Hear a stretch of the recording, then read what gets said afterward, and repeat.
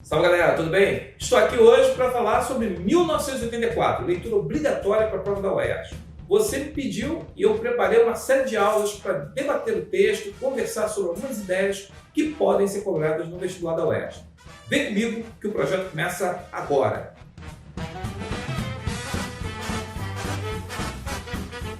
Bem galera, meu nome é Sérgio Monteiro, estou aqui no canal do Monteiro para falar com vocês sobre 1984. Uma leitura obrigatória cobrada pela prova da UERJ para quem vai fazer redação. E a prova da redação adquire um peso muito grande, já que houve essa mudança aí no edital da UERJ e a prova de redação ganha um peso e talvez seja aquilo que vai decidir a história no vestibular em maio. Então, acompanhe comigo o projeto 1984 e eu queria, antes de começar a aula, te pedir um favor.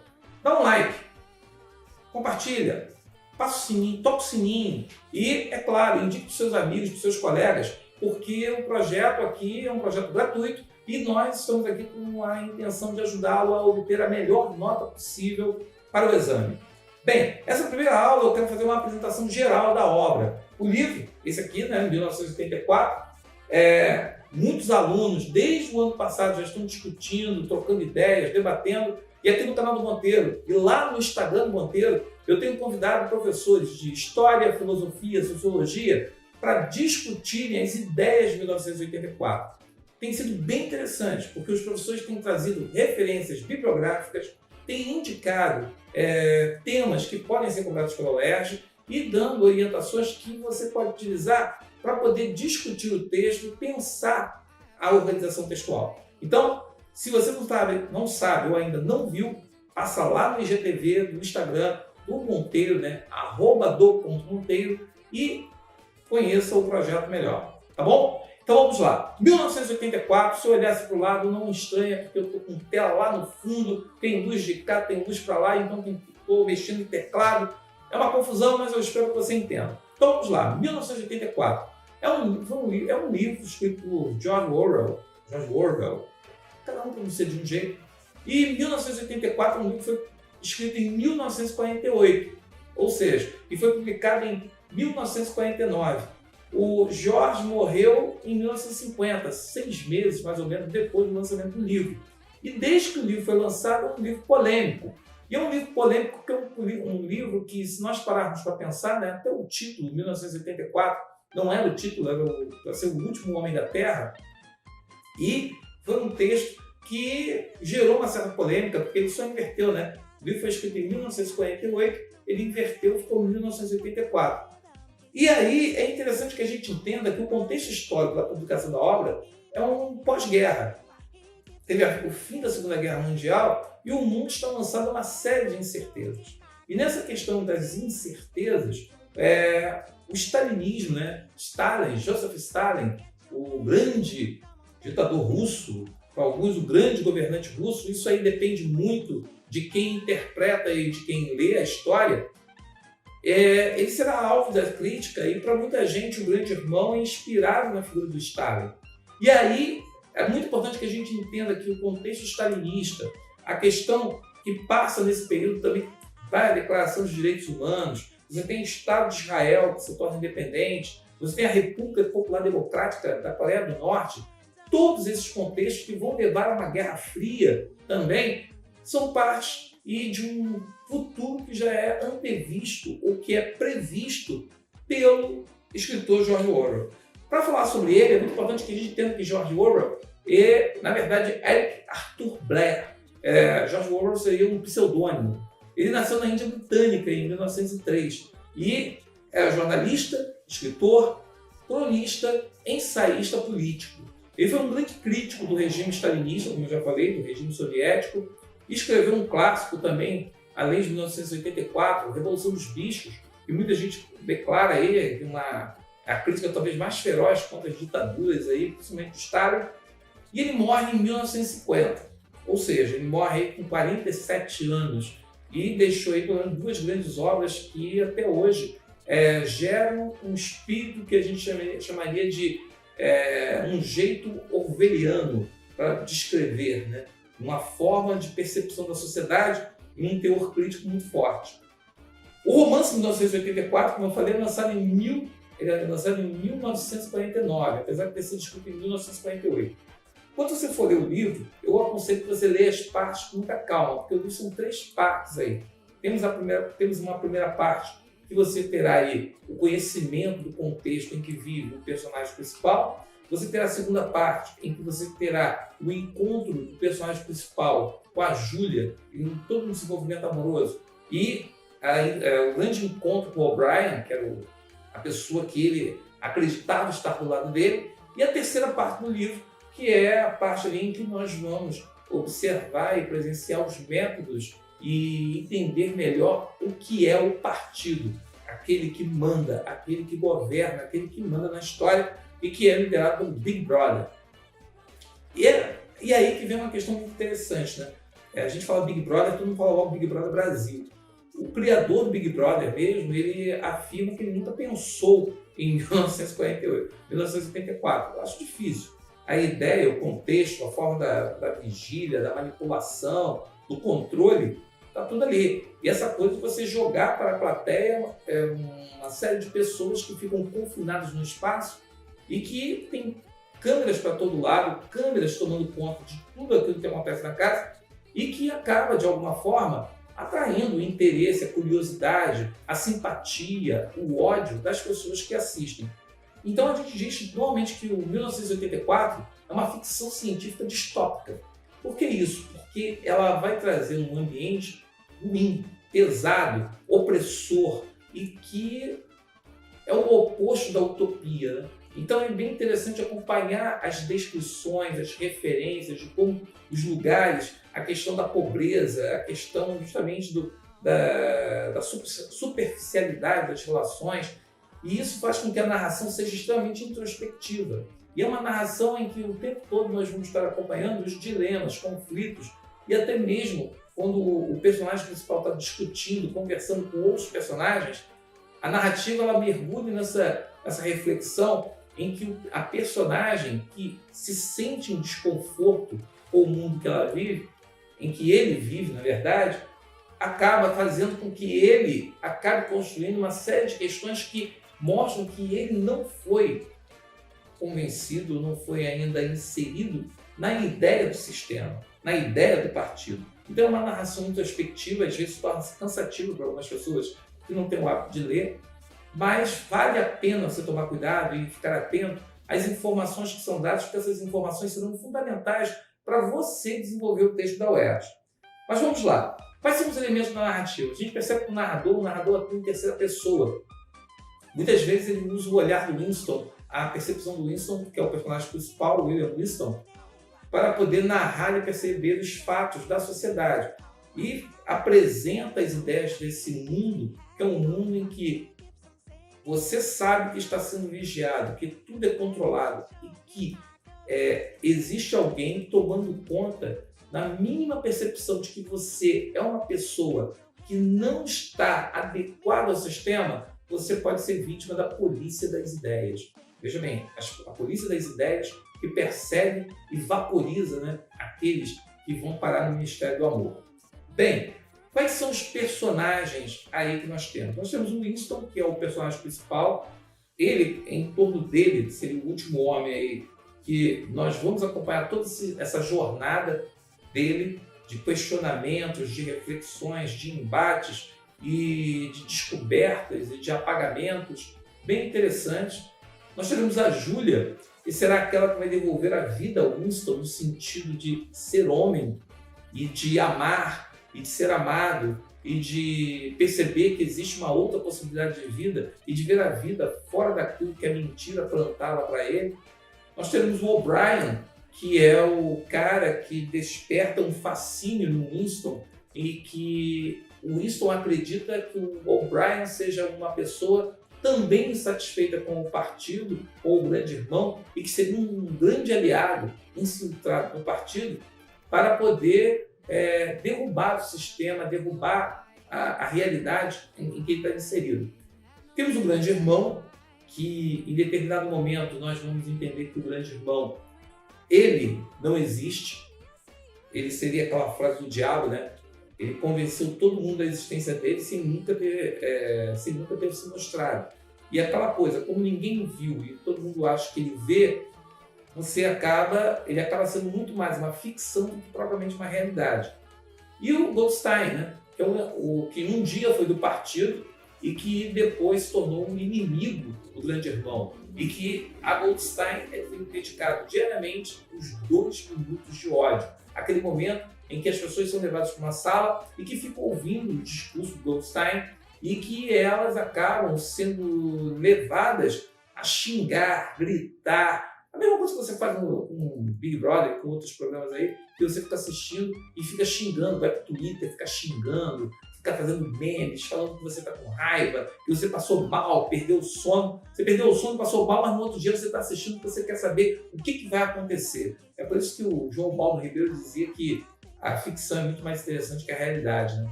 Que a ficção você molda do seu jeito. É tudo certinho, tudo organizadinho. A realidade não tem como a gente fazer, né? A gente fica frustrado toda noite quando aquela pessoa que você queria não vai para o paredão. Bem, o lugar é pista de pouso 1, né? Que após um grande conflito mundial foi dividido, no caso aí a Terra, o planeta foi dividido em 3 grandes regiões, né? E a história se passa na pista de pouso 1, onde ficava a Grã-Bretanha. Tanto é que ele fala que a Londres de 1974 é a Londres que está ali, no caso, nesse pós-guerra, sendo governada na região de Oceânia, né? Oceânia é a região onde está inserida Londres e que vive em guerra com a Eurásia e a Lestásia. E é bem interessante observar o mapa, um mapa que eu estou colocando aqui para vocês perceberem que em rosa é a Oceânia. Então pega toda a América, sul, norte, central. Você tem o sul da África, a Austrália como partes, Nova Zelândia como parte da Oceânia. Você tem o que está em azul, aqui mais escuro, quase preto, o que seria, aí, no caso, a Eurásia. E aí você vê, pega os Países Baixos, pega basicamente todos os países europeus, tirando a Grã-Bretanha, tirando a Londres ali, e vai até uma parte da Rússia, até o fim da Rússia aí no caso. E você tem uma terceira, que seria a Lestásia, que pega ali uma parte da China, uma parte da Ásia, e tem uma parte que fica clara que é uma parte disputada, que os países disputam. Bem interessante que pega a área do norte da África, a Arábia Saudita. É bem interessante esse mapa para você observar. Você vê que a área disputada lá na Antártida é uma região disputada também por esses 3 governos. Mas a gente vai ficar duvidando muito sobre essa questão da guerra, né? A gente não sabe até quando essa guerra é real, ela existe, ou se ela é apenas uma fabricação por parte do partido para poder justamente desviar a atenção das pessoas que sempre estão recebendo e vão vibrar, vão ficar preocupadas, vão produzir além da conta, porque a guerra exige muito das pessoas. Então, dentro desse contexto, vem o enredo da história, né? Então o enredo a gente pode assim colocar que se passa no futuro distópico em Londres, que é governado por um grande irmão e que usa recursos opressores para se manter no poder. Nós temos o personagem Winston, que é o protagonista, que trabalha no Ministério da Verdade e que acredita através da memória, né? Ele acredita na grande revolução. No entanto, o sistema, o poder do partido vai controlar a sociedade e reprimir qualquer prática ou controle que contrarie a vontade do partido e os padrões do grande irmão. E em cima disso, né, o nosso personagem Winston, que passa toda essa primeira parte envolvido nessa questão, acreditando que o O'Brien pode ser um grande aliado dele e percebendo como que a sociedade ela acaba cedendo de forma passiva a todas as questões que são impostas. Afinal, né, os lemas do partido são bem interessantes. Quando você lê, ele fala para você coisas do tipo, aqui no caso eu tinha separado aqui, a questão referente, por exemplo, ele coloca para mim, ou para nós, que guerra é paz, liberdade é escravidão e ignorância é força. Esses 3 lemas, esses 3 slogans do partido são apresentados logo de cara para você observar que o uso da contradição é um recurso muito poderoso na mão do opressor para poder enganar e ignorar o fato e construir narrativas. O enredo segue com a relação do Winston com Júlia, que junto com ele, né, ela que fazia parte da Liga das Mulheres, que participava ativamente de manifestações em que falava sobre o papel da mulher, sobre a questão do repúdio do sexo, da questão da violência, da mulher se inserir esse ódio, ela acaba revelando-se para o Winston de que ela o ama, e os dois começam a ter uma série de encontros até chegarem ao O'Brien, que os convida e os coloca dizendo que eles fazem parte de um movimento, a confraria, que é contra e que luta contra o poder, e eles topam, eles aceitam, e tanto é que o O'Brien dá um livro, né? E essa relação com o O'Brien vai ser determinante, quer dizer, eu acho que a segunda parte do livro tem esses dois lados, né? A questão do envolvimento amoroso, Júlia e Winston, e a aproximação do O'Brien, que vai justamente ser muito importante para definir os rumos da terceira parte, quando a casa cai e a gente vai começar a entender o porquê do duplo pensamento, o porquê dos slogans, vamos começar a entender melhor o que o partido deseja, e eu acho que quem está lendo o livro pode ficar algumas reflexões aqui. Que reflexões eu posso dizer? Primeiro, a questão da distopia e o mundo moderno. Será que estamos longe do mundo de 1984? É uma reflexão que o UERJ pode promover para você e pode pedir que você faça. Então, assista a aula do Tarek, assista a aula do Paulo Vitor, que estão lá no IGTV, porque eles fazem essa reflexão sobre a distopia e fazem uma relação com o mundo de hoje, com os fatos que estão acontecendo, inclusive aqui no Brasil e também no exterior. Outra questão é uma reflexão sobre manipulação do poder.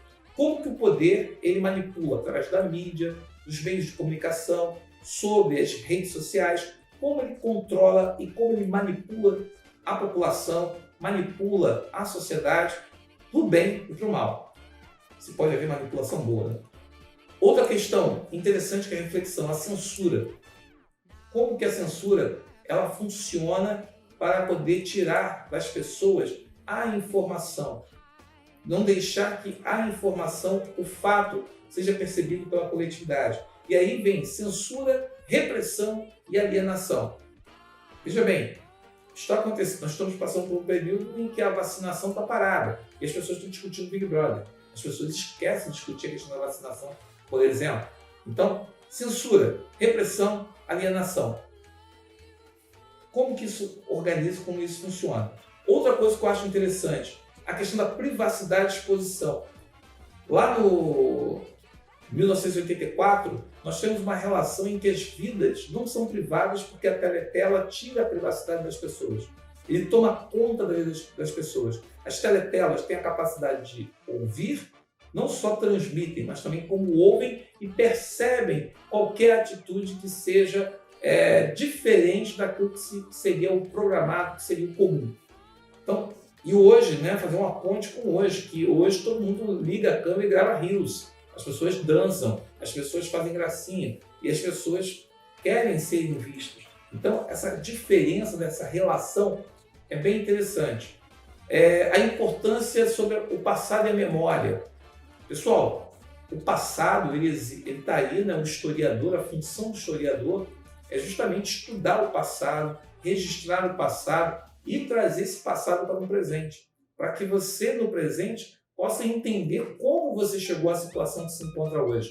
Muita gente fala, não sei como nós chegamos aqui. Se você consultar um bom livro de história, ouvir bons historiadores, você vai entender que um fato gera consequência. Nenhum fato ele é inocente e vai falar assim, eu não esperava que isso acontecesse. Cara, você esperava, isso ia acontecer.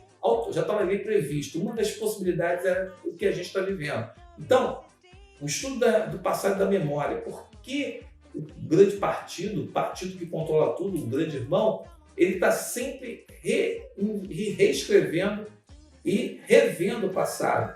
Tudo para que não surja, no caso, para que, como se tudo que aconteceu no passado, no caso, explica o presente. Então, essa coisa do Ministério da Verdade está de forma alucinada, produzindo, fabricando informações e moldando essas informações, é algo bem interessante para você refletir. sobre o controle do discurso. Quer dizer, o controle que existe naquilo que é dito, naquilo que você recebe, como que esse discurso ele é fabricado, como que ele é construído e como ele é um produto de uma manipulação, de toda uma reflexão muito maior que a coletividade não tem e que acaba assumindo, é muito mais fácil fazer uma coisa rasa, superficial, como a que acontece com o WhatsApp, que você vai espalhando fake news, espalhando falsas notícias, construindo uma ideia negativa, uma falsa ideia do que seria a realidade. E por fim, eu acho que fica aí uma reflexão também sobre a questão do afeto e as relações humanas. Como que as pessoas, hoje, por exemplo, nós percebemos que as pessoas via fake news, via discussões simplórias, simplificadas e superficiais da internet, como que amizades acabaram se deteriorando, como as pessoas acabaram se afastando e como isso daí afetou as relações sociais. E dentro do livro, como que as pessoas têm medo de falar uma para as outras algo que fuja daquilo que é planejado, porque qualquer uma pode ser dedurada, qualquer uma pode ser denunciada para o grande partido. Então, estou deixando essas reflexões aqui, mais os temas de redação, ouça o podcast do Monte, porque eu estou comentando lá os textos, os temas de redação que eu estou propondo toda quinta-feira no Instagram, e eu espero que você aproveite o projeto 1984 e esteja junto com a gente, porque aqui eu só fiz um apanhado geral. A partir do próximo vídeo, eu vou pegar a primeira parte do livro, que eu dividi em duas partes, para poder discutir as ideias que podem ser cobradas pela prova da UERJ. Então, siga a gente, bota aí o sininho para tocar, dá um like e até o próximo encontro aqui no canal do Monte. Valeu, um abraço, até a próxima.